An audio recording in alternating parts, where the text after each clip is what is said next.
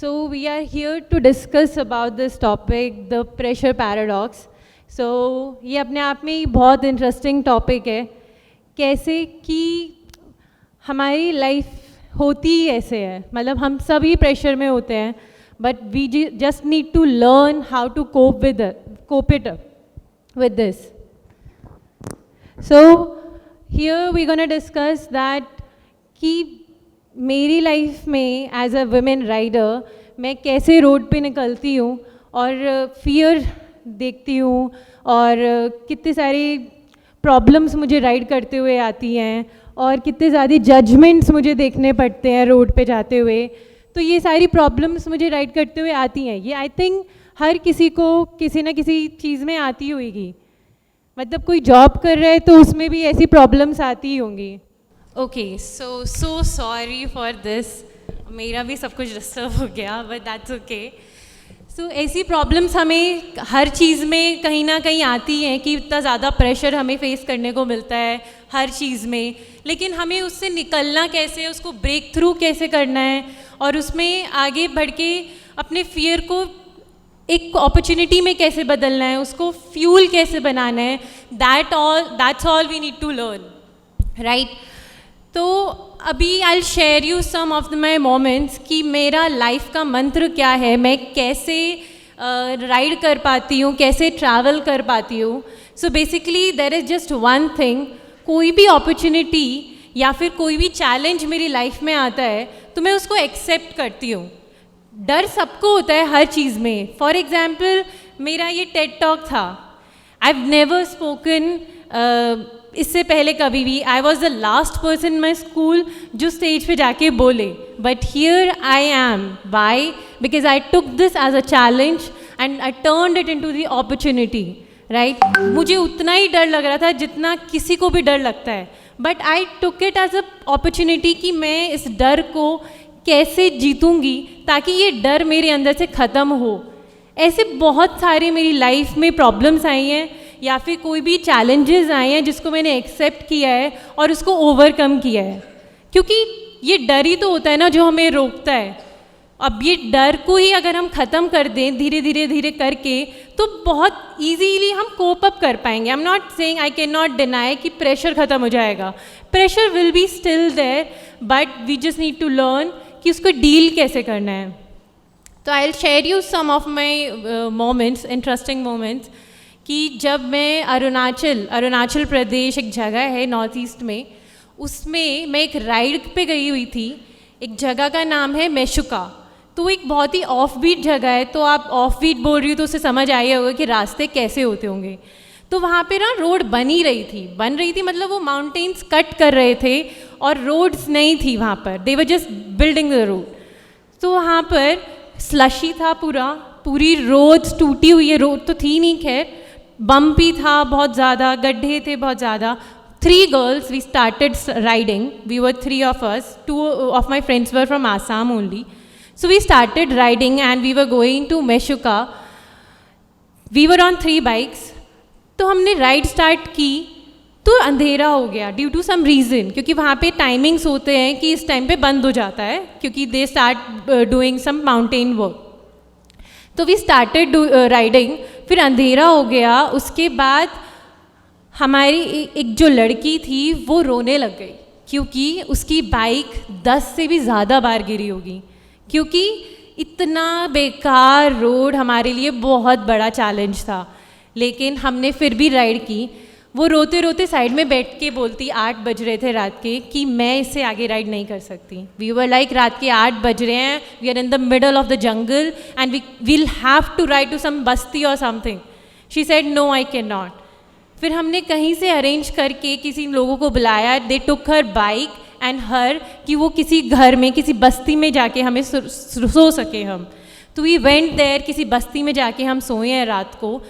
फिर next day एक सवाल था बस मेरे पास. नेक्स्ट डे भी नहीं, उसी रात मैं रात भर सोई भी नहीं और रात भर रोई भी कि अब एक के साथ ऐसा हुआ है कि इससे आगे मैं नहीं चल पा रही हूँ और इतने बेकार रास्ते हैं, क्या हम 2 जो लड़कियाँ आगे जा पाएंगी.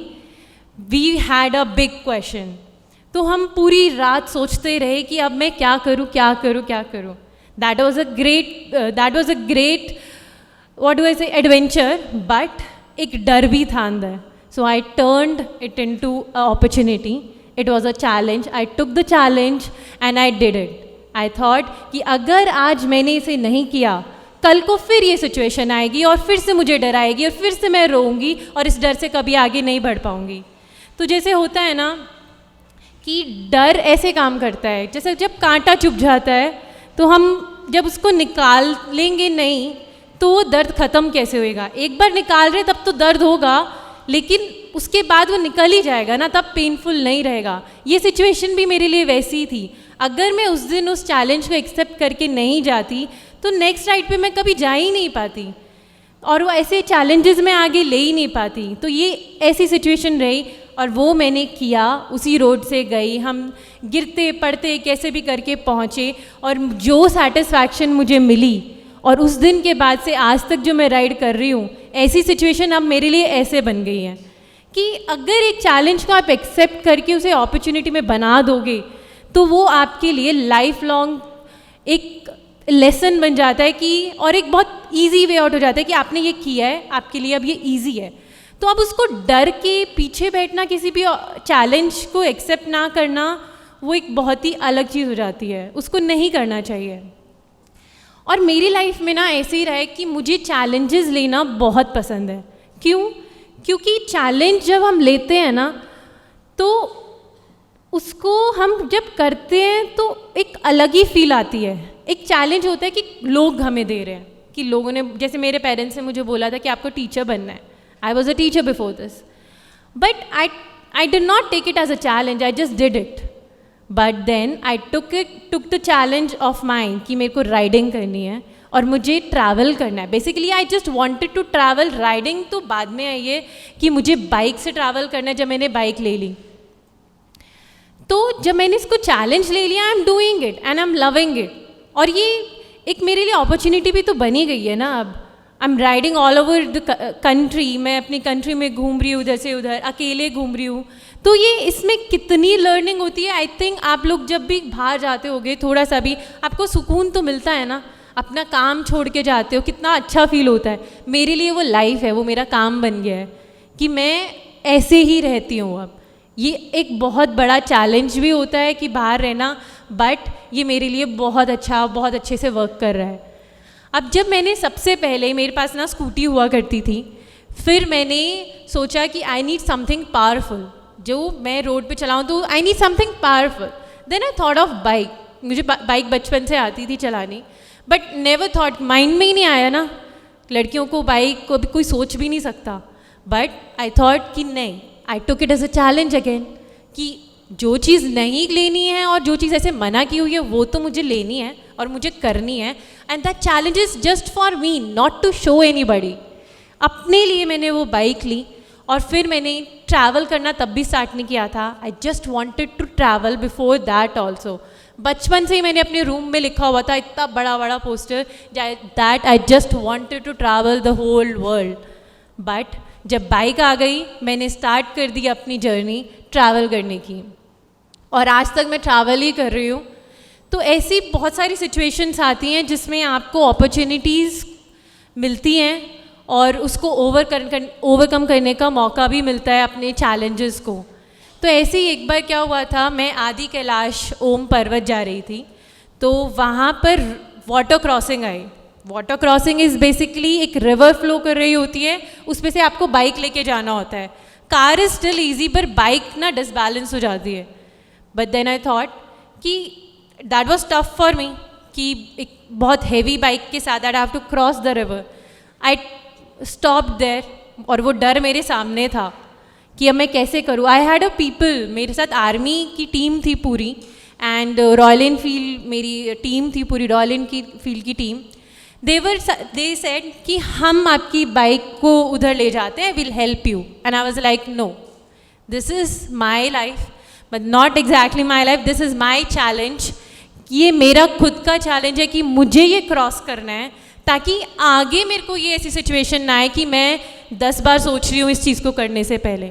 Then I took it as a challenge again for myself.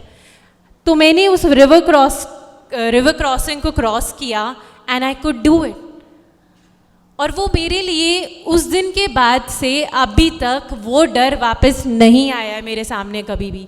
तो all I am just trying to say is कि कोई भी चीज़ आपकी लाइफ में आती है ना, उससे डर तो लगता ही है, लेकिन उसे चैलेंज लेके उसको कर लेने से वो डर जो है वो ख़त्म हो जाता है। आप दोबारा नहीं सोचोगे उसको करने से पहले।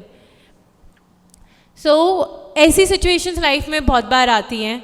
एंड और एक और फैक्टर मैटर करता है कि what you are willing to do. अब मैं जॉब नहीं करना चाहती थी कभी भी। I did internship in HR in my early stage, जब मैंने कॉलेज किया था। बट जब मैं एनवायरनमेंट देखा वहाँ का, I did not like the environment. I was not a person कि जो ऐसे एनवायरनमेंट में रहे। देन आई थॉट कि this is not my thing. Then I left and started doing this what I am doing right now.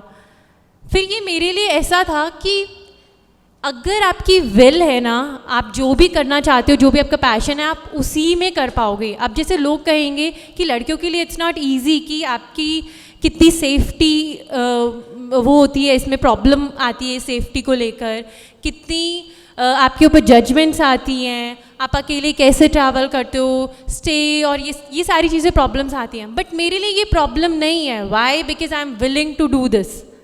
और हमें कुछ नहीं दिखाई देता है जब हम कोई भी चीज़ करना चाहते हैं। सेम इज़ जो भी जॉब करते हैं, उनको ये जो मेरे को दिख रहा था ना जॉब करते हुए, वो उनको नहीं दिखता है, क्योंकि they are willing to do it. तो ऐसी सबकी लाइफ में अलग अलग चीज़ें होती हैं और सब उसको बस कोप अप करना चाहते हैं कि हमें बस ये करने से मतलब है।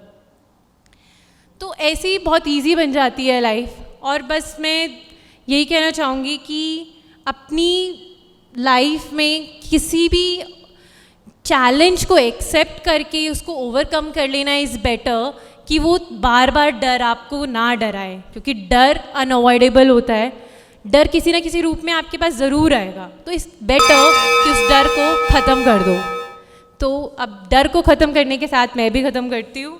Thank you everyone for listening me and have a wonderful day. Thank you.